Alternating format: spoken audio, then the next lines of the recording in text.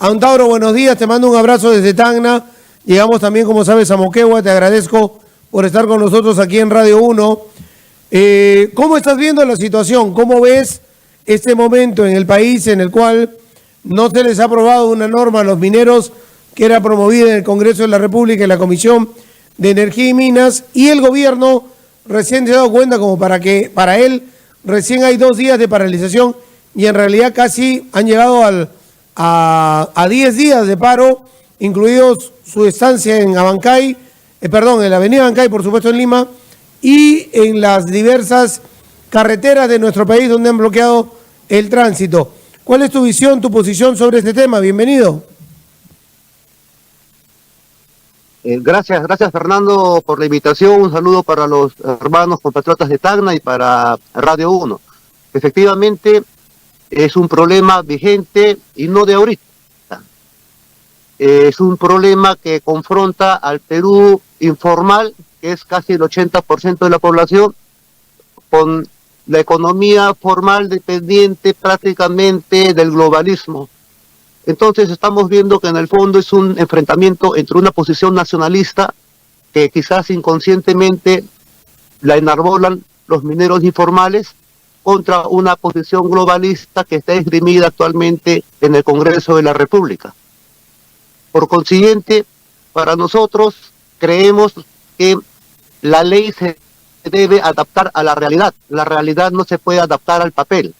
Por consiguiente, desde el punto de vista etnocacerista, nosotros contemplamos que hemos de respaldar totalmente a los mineros informales, a expensas de la minería transnacional. Porque acá, Fernando, el gran perjudicado y que está tras bambalinas en toda esta ofensiva gubernamental contra la minería informal peruana son la gran minería. Y la gran minería en el Perú es la competencia de la pequeña minería, que es la minería informal. En el caso del oro, yo considero que no le conviene a Yanacocha, no le conviene a Antamina, no le conviene a Mina Poderosa, ¿no?, que haya competencia en exportación minera. Ese es el fondo del asunto. Y como en el Congreso tenemos una comisión permanente, porque el Congreso está cerrado ahorita, solamente hay 20 y 25 congresistas encaramados en una comisión que están legislando como si fuera la Asamblea Constituyente, y cambian las leyes y las modifican, pero bien sabemos que estos, yo les llamo mamíferos congresales, dependen no de su opinión, sino dependen de la opinión de grandes corporaciones transnacionales, mineras especialmente, como las que he nombrado, Yanacocha, Antamina, que están detrás de estos. Y obviamente todo lo que produzca, todo lo que genere esa comisión va a ser adversa a estos centenares de miles de mineros peruanos, mineros andinos, y hasta estoy viendo acá una confrontación hasta cultural. No hay ni un minero informal con apellido extranjero. Todos son apellidos peruanos nativos. Todos los dueños de la minería transnacional del Perú son extranjeros. O sea, es una guerra entre el Perú y el extranjero en el fondo. Por consiguiente, yo desde el punto de vista nacionalista lo veo claro. Acá simplemente no se puede hacer, patria en tanto seamos sometidos con una constitución, con un marco constitucional que favorece totalmente a los entes foráneos y a los intereses foráneos al Perú. Es por consiguiente que los mineros peruanos son tratados como perseguidos en su propia tierra. Esto obviamente puede desatar un conflicto social. Y entiendo que estamos en días bastante peligrosos, bastante estratégicos, porque en cualquier momento el gobierno puede ordenar ya la represión y el despeje total de carreteras. Los mineros a su vez tienen que defender su economía, tienen que defender su supervivencia. Es decir, esto es un típico conflicto social. Y estamos en un año ya electoral. Por consiguiente, considero que la reacción de las federaciones mineras de plantar lucha al gobierno, de no cejar y de incrementar las medidas de resistencia, es lo más apropiado en estos momentos. Es lo más apropiado. Esa es mi opinión, compatriota. ¿Y cuál es la forma o cuál sería la forma de cómo debería actuar un gobierno, en el caso tuyo, nacionalista, para encontrar una solución o la búsqueda de un acuerdo para para llevar adelante la explotación minera de una manera adecuada, porque aquí también hay temas medioambientales que se conjugan, pero también grandes empresas que tienen grandes denuncios en el país y que luego los parcelan para entregárselos a la minería bajo la condición que vengan a sus fundiciones a dejar el oro y ellos procesarlo y luego venderlo. ¿Cómo hacer cambios en eso si el marco constitucional generalmente no lo permite o ha sido arreglado por la gran minería? Perfecto. Mira, yo considero de que debe haber un ordenamiento territorial en el Perú, pero dentro de ese ordenamiento territorial he de observar que a la minería informal, la prensa limeña, el comercio, el Grupo Comercio, Huilas, La República, Canal 4, 5, toda la prensa y la televisión limeña, obviamente acusa, no cesa de acusar a la minería de gran contaminar, a la minería informal. Sin embargo, esto no está comprobado, porque sabemos bien que la minería informal, la de socavón, la que ahorita está protestando, que es la que se hace en la ceja de costa, desde Arequipa hasta Patás, digamos, se ejerce con la modalidad del socavón, en sitios áridos, en sitios que no son fértiles, en lugares donde no hay ni ganadería ni agricultura.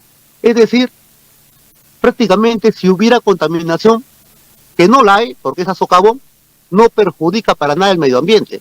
Lo que sí pasa con la gran minería, los niveles de mercurio en la sangre de las poblaciones de Cerro de Pasco, de La Oroya, de Ayanacocha, de Antamina, de Hilo, son sublevantes. Pero eso sí se calla. No tampoco se omite hablar de los eternos conflictos por el agua entre las grandes transnacionales mineras y las comunidades peruanas de las alturas. Sin embargo, lo que sí se promueve es una, digamos, peligro ambiental que no existe en el caso de la minería informal, por lo menos la de la ceja de sierra. Otra cosa es la minería aluvial de la Amazonía, donde sí podría haber contaminación con la situación del mercurio. Pero ahorita el conflicto se da no con la minería aurífera aluvial, sino con la minería aurífera de socavón, de ceja de sierra. Entonces, por ahí yo descarto la acusación de contaminación de parte de contra nuestros hermanos mineros informales. Más bien hay que apuntar contra la minería transnacional. Pero no niegas la situación que hay en Madre de Dios, por ejemplo. Claro, no la niego, pero también entiendo que es una conflictividad social, porque estamos hablando de miles de familias peruanas que viven de ello, en un país donde el trabajo formal es un lujo, donde de cada 100 peruanos, 80 somos informales, casi subversivos, ilegales. Entonces, por eso digo, el papel, o sea, la ley no se puede, la ley se tiene que adaptar a la realidad no se puede adaptar al papel. Entonces acá estamos viendo, en el fondo, es un conflicto entre globalismo y nacionalismo en el Perú, y estamos bajo una constitución de un japonés, obviamente tiene que defender el interés extranjero, y es su misión opacar todo reclamo nativo, todo reclamo nacional. Entonces para nosotros está claro, en una gobernación nacionalista patriótica se aplica el sentido común. Si, repito, el problema principal del Perú es el desempleo, la informalidad, y ese es el caso del 80% de peruanos, obviamente las cosas están al revés. Ese 80% es la normalidad y el 20% es la normalidad, pero acá están invirtiendo la cosa. Entonces nuestra posición es puro sentido común. Ahora, habla de sentido común y habla de adaptarnos a la realidad. Pero es cierto que las normas que se toman en el Congreso son hechas por lobbies, son hechas para favorecer a X o Y sectores de la sociedad. En el caso de lo último, para favorecer más a la minería informal. Eso era lo que estaba trabajando Energía y Minas. No niego que hagan hasta modificaciones constitucionales para favorecer a los grandes empresarios, a las grandes corporaciones, pese a que nos dicen que la Constitución es intocable. Pero a eso voy, o sea, es decir, algún día en el país, en un gobierno, se podrá cambiar normas, leyes, legislar en base a la realidad y decir esto se va a hacer, porque permanentemente salen, por ejemplo, reinfos. En el caso de Tacna salen temas como, por ejemplo, que son nacionales, el tema de la titulación y otros y son como mecidas que hacen para ganar tiempo y seguir lobbiando en el Congreso de la República sin conseguir que ese país logre variar ese 80-20.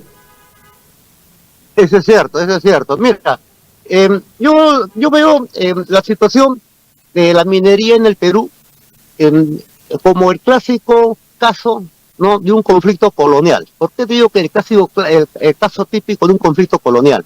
Porque hasta el año 90, hasta la década de los 90, en que asume el poder Fujimori y se aplica el globalismo en el Perú, es donde también se insertan en el Perú las grandes mineras transnacionales como Yanacocha, como Antamina. Hasta antes de eso, hasta antes de los 90, la mayor producción de oro en el Perú era informal. Son datos que me han asombrado, porque he estado averiguando. Recién con el Fujimorato empiezan las grandes mineras transnacionales como Yanacocha, Antamina, Ares, etc. Y ahora estamos viendo que de cada 100 toneladas que exporta el Perú anualmente en oro, casi 45 toneladas son de la minería informal, cuando hace 20, 30 años era la justa 5 o 6%. Ahora es casi el 45%. Obviamente, los que han saltado ante el techo, ante esta competencia, son obviamente esas mineras transnacionales. ¿Y quiénes le están haciendo la competencia? Cientos de miles de mineros o de micromineros peruanos. Si nosotros estamos en el Perú, obviamente un gobierno tiene que defender ese interés, pero acá las cosas están al revés. ¿Y por qué están al revés? Repito, acá están las cosas al revés desde el 5 de abril del 92. No es casual entonces que tengamos presidentes en la DIROES. No es casual entonces que los congresistas, estos 130 mamíferos del Congreso, sean odiados visceralmente por la población, tal como legislan. Justamente ahorita la Comisión de Energía y Minas del Congreso prácticamente es el vocero de las grandes mineras. Y esto lo están expresando en sus quejas los dirigentes de los mineros informales. Todas las expresiones que están dando en los últimos días van en contra de esta comisión. Y obviamente esta comisión está integrada por 15, 20 congresistas con hegemonía de las bancadas de derecha. El fujimorismo, Somos Perú, Avanza País. Mamíferos congresales que individualmente no han tenido más de 4.000 o 5.000 votos. Pero como tenemos un nivel en la política recontra bajo, empezando por la presidenta de la República, que es una analfabeta funcional, y obviamente los ministros y los congresistas son analfabetos funcionales, obviamente hacen caso a las recomendaciones, a las famosas asesorías. Y estas asesorías en el fondo también es corrupción, porque yo estoy seguro que detrás de esto está el billete, está el dinero de estas grandes mineras. Ese es el problema. Pero también no la tienen tan fácil, porque también se está formando un emergente poder informal minero. Es más, ya yo estoy seguro que en el próximo proceso electoral van a tener merecidamente representantes en el Parlamento, ya sea en el Congreso o en la Cámara de Diputados. Entonces, yo estoy seguro que si ahorita no hay una convulsión social, es porque todavía tenemos la esperanza de un cambio electoral el próximo 28 de julio. Pero si esto no se da, este cambio político con un resultado en las urnas favorables a posiciones ideológicas y políticas nacionalistas, yo creo de que el Perú avanza hacia un polvorín, porque estamos hablando de 500.000 de peruanos que ya tienen una pequeña economía y se le plantan firme al Estado, lo tienen ahorita paralizado. Entonces, estamos en una situación que yo creo es refundacional en el país, que implica necesariamente la derogatoria en el acto de todo el marco constitucional que ampara que la economía formal peruana, no solo en la minería, sino en todos los rubros de la economía, esté subordinada, atacada, vilipendiada por los intereses extranjeros, los intereses antinacionales. ¿Y cómo se toma por parte de ustedes que el dirigente minero principal de esta propuesta de ley sea representante de Renovación Popular? Bueno, primero que no es el único dirigente, hay varios dirigentes, hay varias federaciones mineras. Ya. Bueno, yo me lo explico porque en verdad acá en el Perú la política es transversal, la política prácticamente la política electoral es una política comercial. Sin embargo, acá yo creo de que no tiene nada que ver la militancia de algún dirigente, sino el problema de todo el gremio, el problema gremial. Y el mismo dirigente al que tú te refieres ha sostenido que su inscripción ha sido hasta casi casual, que no trasciende nada en su posición gremial. Porque acá, digamos, se trata de la supervivencia de toda una actividad económica de 500.000 de peruanos que implica a 500.000 de familias. Estamos hablando casi de 2 millones, 3 millones de peruanos. Entonces, la militancia electorera de algún que otro dirigente, en verdad es intrascendente al lado del peso político y del peso social de esta problemática. Pero eso no es también de que ya se han dado cuenta sectores de nuestro país considerados informales en ese 80, que con el peso económico que tienen ya no necesitan solo mandar congresistas que legislen para ellos, sino que ellos mismos pueden ir al Parlamento Nacional a legislar. Hoy ya no se necesita ser político para llegar al Congreso, sino llegar directamente a legislar para tus intereses. Bueno, yo creo de que siendo ya una fuerza política que es el gremio minero informal, por peso propio de manera natural, es inevitable, es inexorable que tengan representatividad en el Congreso, posiblemente dispersa en varias organizaciones políticas. Esa es falta de madurez del gremio. Si fueran más maduros, que está en proceso eso, bueno, provocarían la formación de un partido político. Un partido político que al defender la economía nacional, en este caso de la minería informal, necesariamente, automáticamente va a decalar en una forma de nacionalismo. Entonces, y también estoy viendo que los mismos voceros de la derecha ya están reconociendo la importancia de este gremio social, porque ya están planteando que hay que entender que la normalidad en el Perú es ser informal, lo anormal es ser formal, por cuestión matemática. 80% es lo informal, eso es lo normal ahora, y 20% es formal, eso es lo anormal ahora. Y da la casualidad que la formalidad en el Perú solamente o mayoritariamente se centra en la industria o la actividad comercial o económica extranjera de libre saqueo. Y la informalidad se centra en la economía de resistencia del pueblo peruano. Entonces, una legislación o una nueva constituyente o una nueva asamblea constituyente debe poner las cosas en su sitio. Y poner las cosas en su sitio es revertirlas, porque en el Perú las cosas están al revés, es el mundo al revés.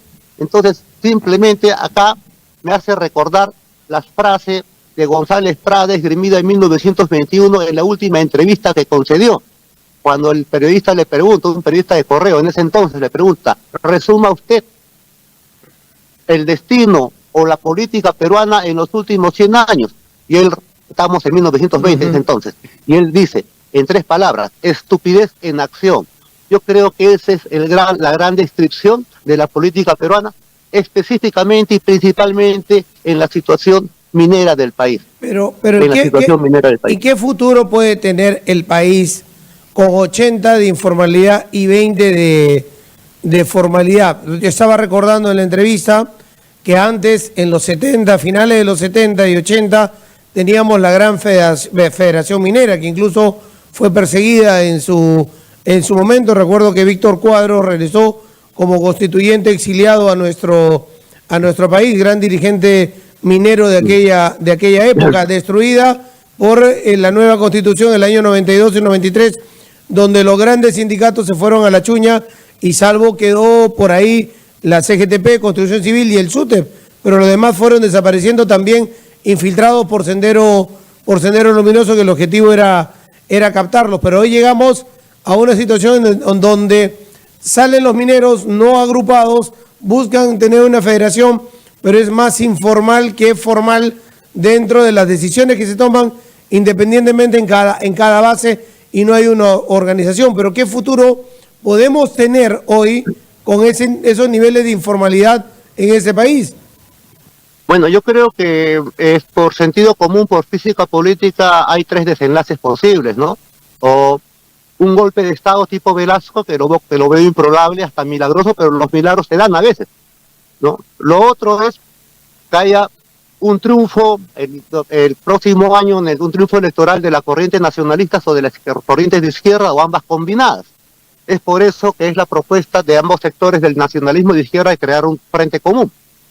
Y lo otro que no lo deseo, ¿no?, es que haya una reacción armada de parte de un movimiento armado que se cristalice en medio de esta crisis que ya lleva 30 años en el Perú y cuya cereza en el pastel han sido el año 2022-2023 con las 70 muertes provocadas por el gobierno neoliberal de Boluarte. Entonces, yo veo que estamos en una especie de transición histórica en el Perú, estamos en una especie de tránsito de una república a otra, una segunda república. Otros le llaman refundación, otros le llaman revolución, pero yo creo de que el momento constituyente otra vez llega al Perú. Tenemos que reunirnos y combatir un debate nacional y reordenar las cosas en el país, empezando por definir la palabra democracia, nacionalizar la democracia. Entonces, esa es mi posición al respecto. ¿Y qué pasa si no hay un triunfo de la corriente nacionalista o de izquierda, que en muchos casos pone reparos a unirse a Antauro Humala? Bueno, hay que entender de que en el Perú las corrientes nacionalistas e izquierdas han llegado de manera separada, jamás han llegado juntas. Con Velasco llegó con golpe de Estado, con Ollanta llegó por elección, pero Ollanta traicionó al primer minuto y el resto de su periodo fue traición pura. Y después, 16 años después de Velasco, llega a la izquierda el partido marxista-leninista mareteísta Perú Libre, llega con una plancha conformada que se presenta junto al pueblo peruano, conformado por 3 sujetos. Cerrón, Castillo y Boluarte. Los 3 se acusan de traición entre sí, uno está prófugo, uno está preso y la otra está por entrar a prisión. Entonces hemos visto que tanto el nacionalismo como la izquierda, una vez que han llegado al poder por vía electoral, por separado, han fracasado inexorablemente. Entonces, por sentido común, desde perspectiva nacionalista, planteamos que esta vez las corrientes nacionalistas con las corrientes de izquierdas deben ir en un proyecto conjunto, ya no por separado, sino fracasar por separado, y no ir juntos y hacer el gran proyecto de transformación nacional. Esa es mi posición. Entonces, desde el punto de vista nacionalista, nosotros hemos planteado eso. Entiendo que desde las izquierdas también lo están planteando, pero lo veo muy difícil porque corre mucha discordia y hay muchos microegos insuperables en ese sector. Pero nosotros estamos totalmente convencidos que ante la situación del país, como se está afrontando ahorita con el gran problema minero, que es el problema de la República, solamente cabe una opción, que es vía el nacionalismo o vía la izquierda, desconocer la constitución de Fujimori y Montesinos. Ya es mi posición, es ya conocida. En el acto entra a tallar la constitución de 79 y en ese marco se establece previo referéndum una asamblea constituyente, una especie de estados generales, así como se dio en la Francia revolucionaria, que culminó con el descabezamiento, el decapitamiento de la realeza francesa. Es por eso que yo, viendo la historia, considero que acá el gran despertar del Perú va a ser aplicarle a los presos y delincuentes la pena capital por traición. En ese escenario estamos en condiciones recién de refundar la República. Y estoy seguro que las Fuerzas Armadas van a acatar eso, porque las Fuerzas Armadas también son patriotas. De los cuarteles del Perú han salido las grandes iniciativas nacionalistas del pueblo peruano. Pero hay sectores de izquierda que no quieren a Antauro Humala, eso no me ha respondido. Bueno, uno no puede ser monedita de oro para gustar a todo el mundo. Y también hay sectores de la izquierda que no le gustan a los nacionalistas, pero esto tenemos que superarlo más allá de los errores personales, de los errores humanos. Estoy hablando yo de corrientes históricas. Entonces, yo creo que los microegos deben dejarse aparte y llegar a un acuerdo. Creo que las condiciones son bastante difíciles, más aún por el cronograma electoral tan apretado y tan abusivo que tenemos. Porque para empezar, a nosotros nos han despojado de la inscripción. Entonces estamos ya sin la inscripción, forjando un bloque nacionalista. Estamos en condiciones, estamos todavía en relación óptima con Juntos por el Perú. Juntos por el Perú, por su lado, ha acatado las palabras del expresidente Castillo. Nosotros, por nuestro lado, que somos nacionalistas, no somos de izquierda, estamos armando un bloque paralelo que está en condiciones y planteamos la unidad entre el nacionalismo y la izquierda. En la izquierda hay, como de costumbre, miles de voces discrepantes, ¿no? Y no se ponen de acuerdo entre sí. En el nacionalismo lo tenemos claro, y siempre lo hemos tenido claro. Y sabemos también históricamente que el nacionalismo, cuando ha llegado al poder, ha tenido una actitud bastante generosa con los líderes de izquierda presos.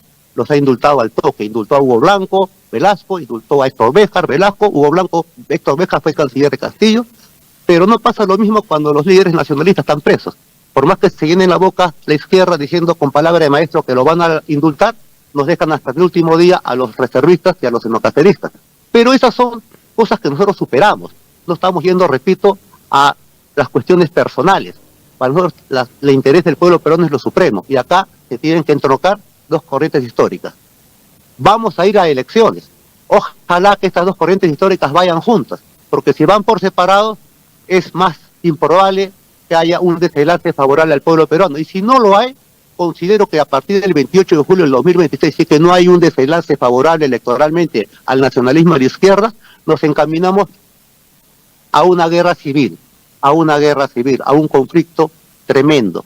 Ya estas muertes de los años 2022, 2023 y toda esta ralea de presidelincuentes está fermentando en el pueblo una reacción popular.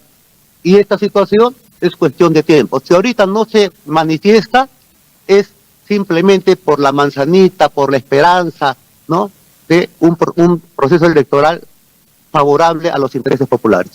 ¿Crees que la izquierda sola cree que puede llegar a un triunfo luego del fracaso de Castillo?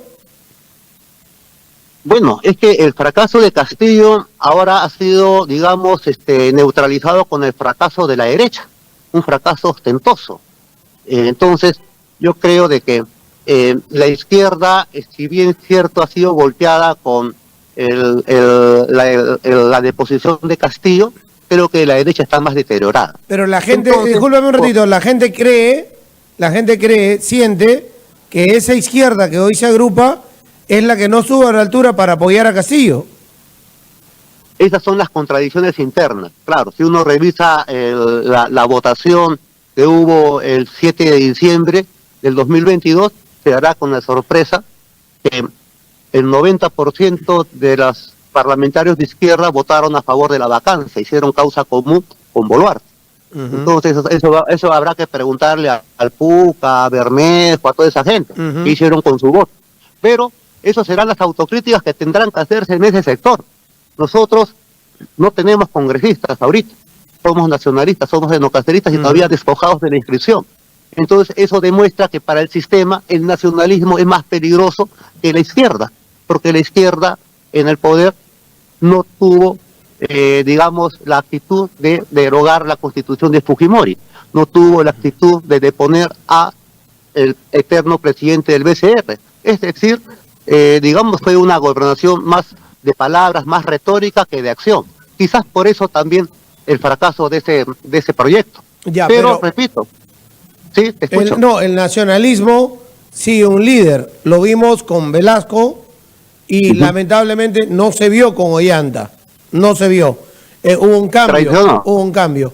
Y la izquierda tiene pequeños egos, como tú lo has mencionado, que si no logran conseguir a alguien que los aglutine, los agrupe y los convenza que la unidad los va a llevar al triunfo, no van a lograr eso. Lo demostró Barrantes en su momento cuando logró unir a la Izquierda Unida, y donde líderes como Jorge del Prado, Hugo Blanco, Javier Descanseco, Genaro Ledesma, Rolando Breña y otros pudieron despojarse de sus egos para ir juntos con sus problemas y sus diferencias internas para tener representación parlamentaria, quedar segundos luego del fenómeno García en nuestro país. Pero luego de Barrantes eso explotó.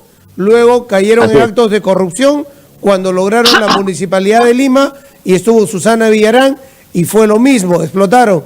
Y cuando llegaron a ser gobierno de casualidad, porque la gente tuvo un voto de respuesta y de rechazo a todos y votaron por Castillo, llegaron a cuotearse el gobierno y a dividirse los ministerios y a explotar y no defender al líder que era Castillo en ese momento. Hoy pretenden agruparse y no tienen un líder que los agrupe porque cada uno tiene un ego personal. Eso es cierto, eso es cierto. Mira, tú has referido a Barrantes y es necesario hacer hincapié en eso porque con Barrantes es por primera vez que la izquierda electoral peruana llega al poder, con la alcaldía de Lima, ¿no? Sucede lo que tú dices, pero hubo una izquierda unida en ese tiempo. Estamos hablando de 1983. Todavía no empezaba el Fujimorato, todavía no caía el muro de Berlín y Sendero Luminoso estaba todavía en sus inicios. No se revelaba todavía como el movimiento terrorista que después se reveló. En esos momentos estábamos hablando del 82, 83, era visto en esos momentos hasta como un movimiento guerrillero en las serranías de Ayacucho. Entonces, estamos hablando en un espacio-tiempo histórico muy diferente al de ahora.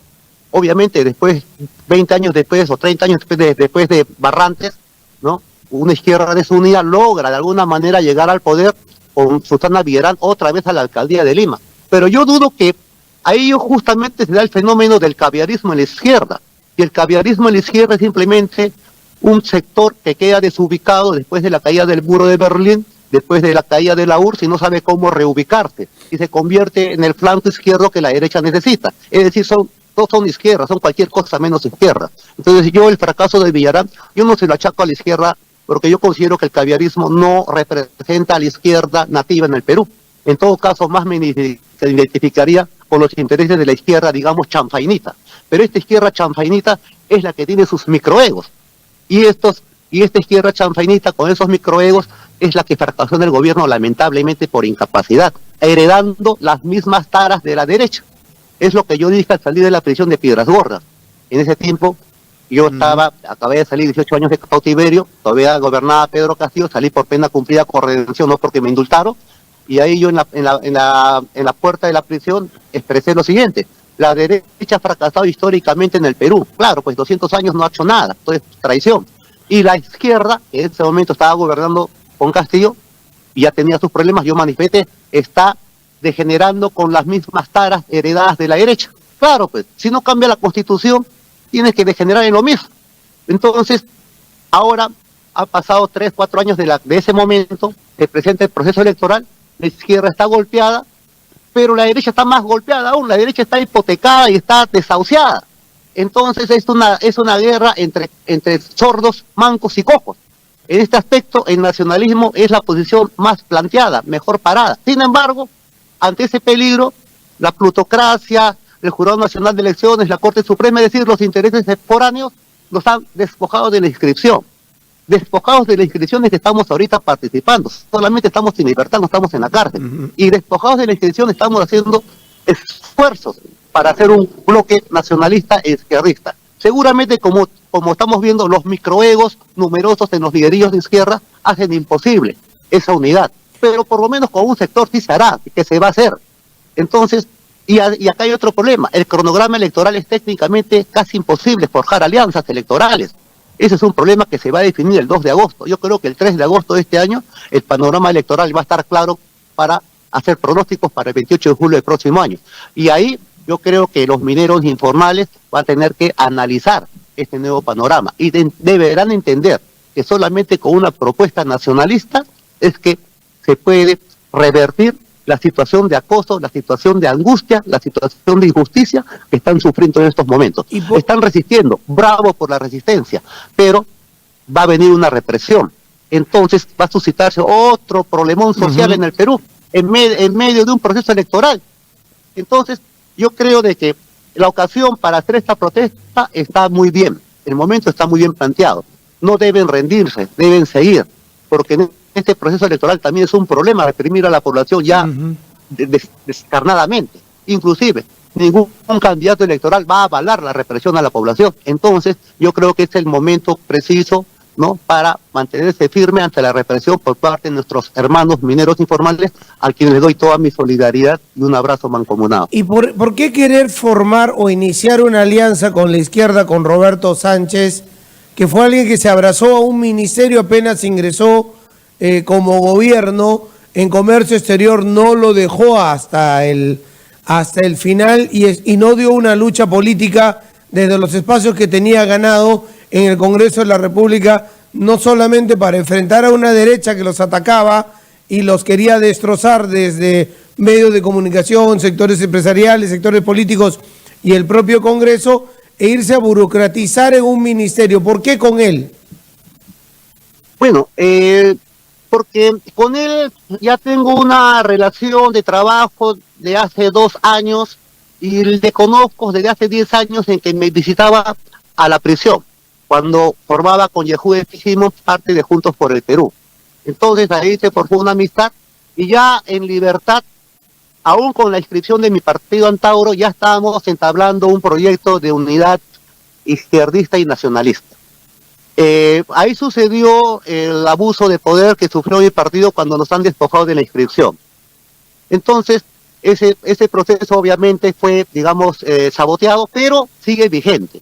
Entonces, por el lado nuestro, por el lado del nacionalismo, estamos agrupando a una serie de organizaciones políticas con inscripción y sin inscripción en función a un bloque nacionalista, que a su vez Roberto Sánchez trabaja con el lado de la izquierda. Es por eso que ha tenido su relación con Castillo y otros partidos de izquierda en los cuales están en conversación. Seguramente no se van a entender a la perfección, pero algo se entenderán. Entonces, ahora lo que cabe es una conversación con Roberto, definir la situación y procurar ir en conjunto. Pero si no se diera por los microegos de los hartos líderes que tienen las izquierdas, bueno, por lo menos se presentará un bloque nacionalista. Pero nosotros estamos totalmente propicios a la unidad con un bloque de izquierda. Y sé que del lado de las izquierdas hay pareceres favorables a esta opinión. Y hay otros que no, que son de la extrema izquierda, digamos así, que fue la misma que se opuso a Velasco, haciendo causa común con la derecha. Y acá yo estoy viendo algo parecido en cierto sector de la izquierda, pero totalmente minoritario y hasta marginal, ¿no? Que esgrimen que no la unidad con Antauro por los mismos motivos que expone el diario El Comercio, ¿no? Que la pena capital para los predelincuentes no es viable, que mis propuestas son irrealizables, casi utópicas, es decir, ponen los mismos pretextos que las editoriales de Willax, del Correo, de Aldo Mariátegui, del Comercio, de Canal 4, Canal 5 y de la Embajada Norteamericana. Es por eso que a veces los extremos se tocan. Velasco, para cierto sector de la izquierda, fue un reformista burgués, era un explotador para cierto sector de la izquierda, pero para la gran mayoría fue un revolucionario, y obviamente para la derecha era la bestia negra.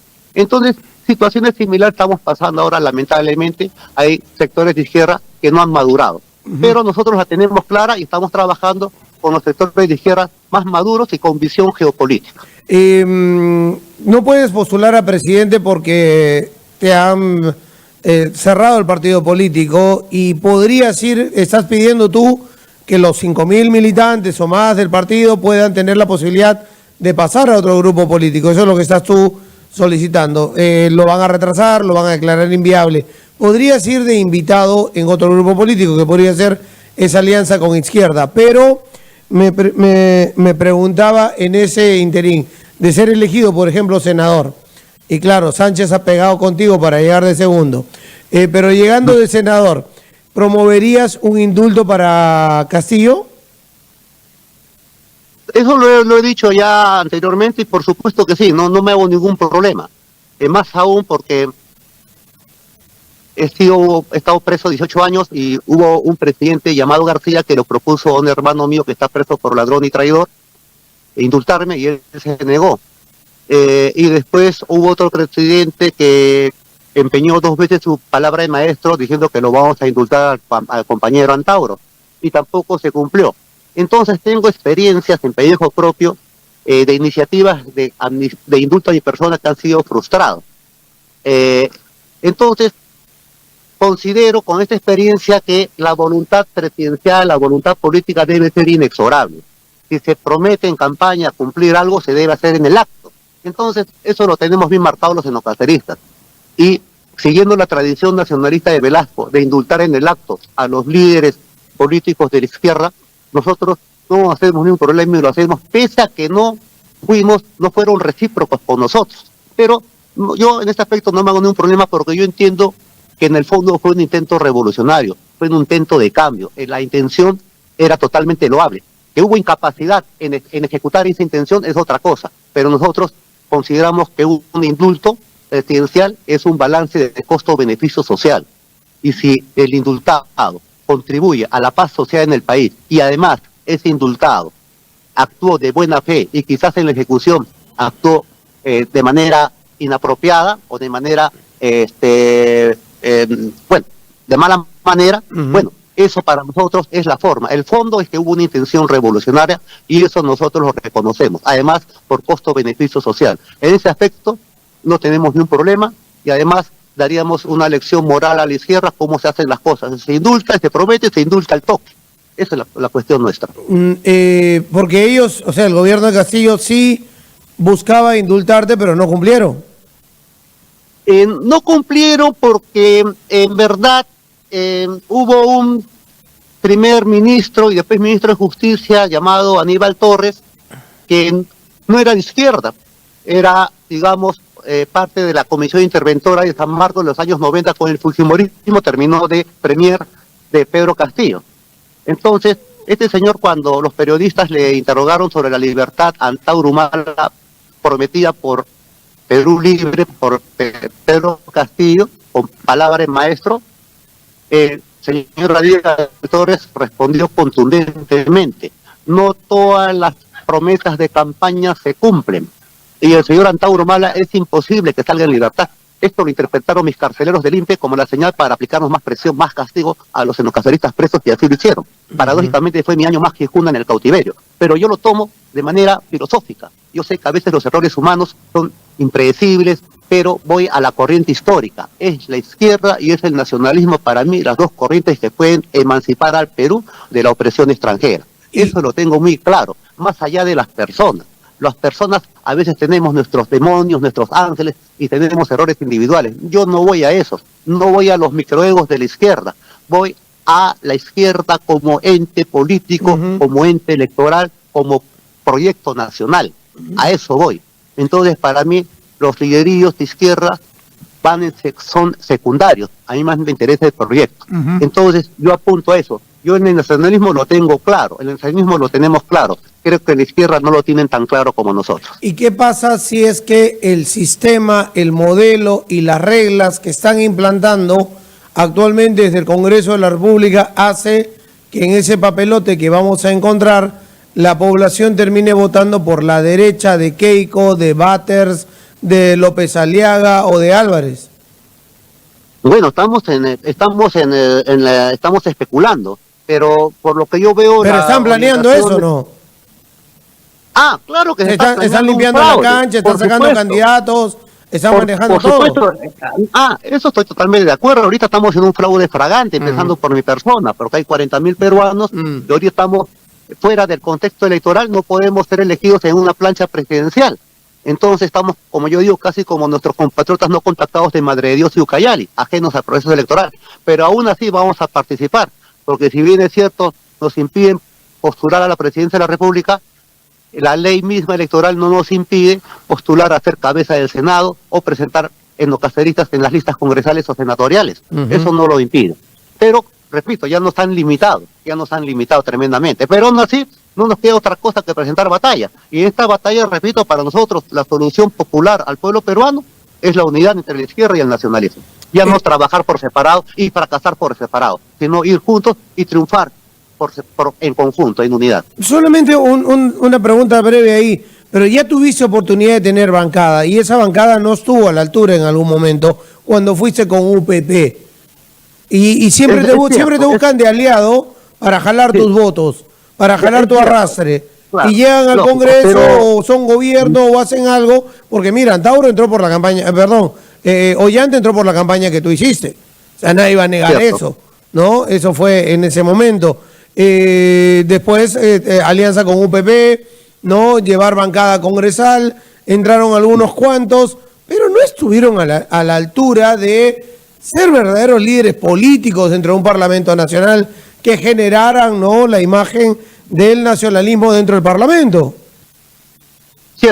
Es cierto lo que tú dices, lamentablemente es cierto, pero también quiero precisar que si bien es cierto, Ollanta entró con nuestro discurso, con nuestro sacrificio en el Andahuaylazo y nos traiciona, nos deja en la prisión, ahí manda a la base naval, también hay que ver de que cuando yo tuve una bancada de 13 congresistas, cuando apoyamos a UPP desde la cárcel, repito, estábamos en la cárcel. Y si bien es cierto, hubo congresistas del Andahuaylazo, los caceristas que estuvieron ahí y que habían estado presos, pero ya habían recuperado su libertad y no estuvieron a la altura de reconocerlo, lo puedo explicar sencillamente porque es muy difícil liderar a una bancada desde la prisión, más aún cuando te tienen incomunicado. Entonces es como un padre que no está con sus hijos.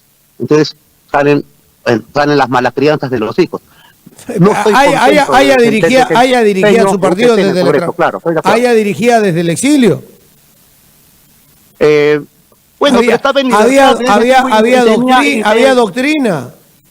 Claro, aparte que tenía cuadros pues en libertad en Lima, ¿no? Tenía cuadros en libertad en Lima. A cambio, no, yo estaba preso, con toda mi gente preso y estaba incomunicado. Entonces estaba engrampado, como se dice. Entonces yo la verdad considero que es injusto achacarme la mediocridad de una bancada con el líder preso e incomunicado, y es más, con un lobo ajeno, tú lo colocaste. Nosotros. Tú lo colocaste. Es decir, te puede decir con mi arrastre electoral, pero no lo pude controlar porque estaba totalmente engrampado, ¿no? Es lamentable, lamentablemente el que habla desde la cárcel, no he podido obviamente postular a nada. Con mi nombre ha habido autoridades que no han actuado bien y que yo no he podido controlar por estar precisamente preso. Ahora en libertad, lo primero que hago es inscribir el partido y lo primero que hace el gobierno es despojarme de la inscripción. Cosa que no lo han hecho a ningún partido de izquierda, a ningún partido del Perú, solamente al nacionalismo. ¿Por qué al nacionalismo? ¿Por qué no al Partido Socialista, a Juntos por el Perú, al partido de derecha? Solamente al Partido Nacionalista de Antauro. Y a los 2 meses de tener la inscripción, y de manera leguleya. ¿Es por qué? Porque saben que nosotros somos contundentes en nuestro discurso y tenemos los cojones para aplicarlo. Porque muchos candidatos dicen pena de muerte, para candidatos no les pasa nada. Pero si yo lo digo, nos quitan la inscripción. Porque saben que Antauro Humala sí lo cumplimos. Porque salir 18 años de la cárcel no es para bromear. Entonces nosotros, puedo decir, Fernando, tenemos claras las cosas. Repito, lamentablemente la izquierda, en su archipiélago de lideríos que tiene, no tiene claras las cosas. Repito, no tiene claras las cosas y creo que este es su gran error. Pero están a tiempo y creo que hay un sector de la izquierda con bastante madurez que está de acuerdo con nosotros en que la solución para el país es la unidad de estas dos corrientes. El Congreso, a través de Rospigliosi y el Fujimorismo, acaban de aprobar una norma, ratificar una norma para dar amnistía a los militares que cometieron violaciones a derechos humanos y a los que ya tienen sentencia con más de 70, también incluirlos en el indulto. ¿Qué opinas de eso? Yo pienso que es una barbaridad, pienso que son unos malparidos estos congresistas que están aprobando ello, empezando por Rospigliosi, que es el soplón reconocido de la embajada norteamericana, tal como lo dictan los cables Wikileaks. Entonces, con esta ley de amnistía o de impunidad, que es más apropiado, creo que va a enervar aún más las cosas en el país. Y acá quiero hacer una gran diferencia. Todos los militares que están presos actualmente por casos de derechos humanos en la época de la guerra interna, están bien presos, porque esos señores no fueron soldados, fueron sicarios, nunca combatieron. Cuando los del Grupo Colina dicen de que defendimos la democracia y por eso nos tienen perseguidos, es mentira. Ellos no pelearon. Otros militares que trabajaron en las zonas de emergencia, entre los cuales yo me encuentro, sí peleamos fusil contra grupos armados de Sendero Luminoso y del MRTA, en un enfrentamiento legítimo, con muertos y heridos de ambas partes. Y ninguno de esos militares hemos tenido problemas con la Comisión de la Verdad. Los que tienen problemas con la Comisión de la Verdad y están presos, es porque cometieron abuso de autoridad, mataron gente sin armas, gente, no desarmada, porque el desarmado en un momento tuvo armas y desarmó, gente inerme, que nunca tuvo armas, como los 10 estudiantes de la Cantuta, como el profesor de la Cantuta, como los 70 muertos en la comarca. Entonces, ahí hubo asesinatos sin combate. En la comarca Ten Hurtado o en los barrios altos del Grupo Colina no recupera ni un fusil, ni un centímetro de mecha lenta, ni una bandera, nada. era gente inerme, era simplemente para capturarlos, entregarlos a la policía y que los metan presos y que los juzguen, pero no para asesinarlos vilmente, atados, amarrados por la espalda, con un pistoletazo en la nuca, como han matado a los mineros en Patás. Entonces, esto donde se le miren en crimen de Estado es asesinato. Estos son delincuentes comunes, que se amparan en que somos soldados, que luchamos por la democracia. No, no lucharon por la democracia, fueron sicarios. Los que sí luchamos por la democracia fueron los cientos de oficiales, los miles de soldados que en las bases contrasubversivas combatimos en las patrullas a pie, a Sendero Luminoso y lo vencimos fusil contra fusil en las punas. Estos no, estos son unos miserables, estos son unos falsificadores de la verdad. Y sus congresistas no saben la realidad o son sus cómplices. Entonces, para nosotros, esta amnistía huele.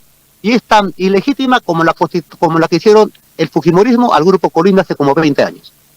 Antauro, gracias por acompañarnos el día de hoy.